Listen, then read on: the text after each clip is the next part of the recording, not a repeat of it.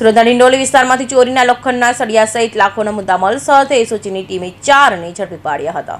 Surat police commissioner દ્વારા શહેરમાં થતી ચોરી સહિતની ઘટનાઓ અટકાવવા આપેલી સૂચનાને લઈ એસઓજી ડીસીપી રાજદીપસિંહ નકુરની ટીમ પીઆઈ ઓસોનાના માર્ગદર્શન હેઠળ તપાસમાં હતી। ત્યારે પીઆઈ જે.એમ. પરમારની ટીમ, પીએસઆઈ એમડી સરવૈયાની ટીમના હેડ કોન્સ્ટેબલ જીતેન્દ્રસિંહને મળેલી બાતમીના આધારે ડિંડોલી વિસ્તારમાંથી ચોરીના લોખંડના સળિયા સાથે ભેરારામ ઝાડ, પ્રદીપ ત્રિપાઠી, નિંબારામ ઝાડ અને પ્રદીપ શર્માને ઝડપી પાડી તેઓ પાસેથી 32,95,000ના લોખંડના ચોરીના સળિયા, ટ્રેલર, 4વ્હીલર ગાડી મળી 71 લાખથી વધુની મત્તા કબજે કરી કાયદેસરની કાર્યવાહી હાથ ધરી હતી। એસઓજીને બાતમી મળી હતી કે અમુક લોકો જે છે એ જે ટીએમટી સળિયા કે જે મૂળ જે સ્ત્રોત છે ત્યાંથી લાવતા હોય છે ને કોઈ બિલ્ડરને એના ઓર્ડર મુજબ આપવાના હોય છે।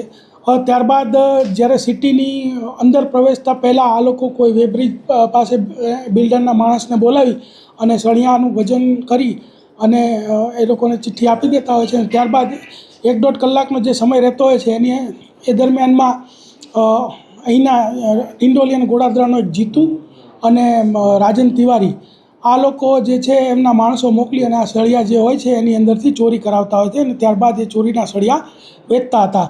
તો આવી એક લાઈવ ચોરી ચાલતી હતી। એ દરમિયાન એસઓજીની ટીમ ત્યાં પહોંચી ગઈ અને એસઓજીની ટીમને ત્યાંથી ટોટલ 32,95,000ના સળિયા કે જેનું વજન છે 59,910 કિલોગ્રામ, એક 4વ્હીલ ગાડી 5 લાખ, એક ટ્રક 33 લાખ, એમ કરીને ટોટલ 71,52,000નો મુદ્દામાલ જપ્ત કરેલ છે। કલમ 305C કે જેનું માલવાહકમાંથી ચોરી કરવાની કલમ અને 317(2) લગાડવામાં આવેલ છે અને 4 આરોપીઓ પકડેલ છે। એમાં ભેરારામ ડ્રાઈવર, નિંબારામ ક્લીનર અને પ્રદીપ ત્રિપાઠી અને પ્રદીપ શર્મા કે જે મોતીલાલ ઓસવાલમાં નોકરી કરે છે। આ 4 આરોપીઓને ઝડપીને ધોરણસર કાર્યવાહી કરવામાં આવેલ છે। કેટલા વર્ષોથી આ લોકો ચોરીનું કાવતરું કરતા હતા? આ લોકો ઘણા વર્ષોથી આ કાવતરું કરતા હતા અને અલગ અલગ વેપારીઓ અને બિલ્ડરોને આ ચોરીનો માલ આપતા હતા। જે તપાસનો વિષય છે ને તપાસમાં એ પણ ખોલવામાં આવશે।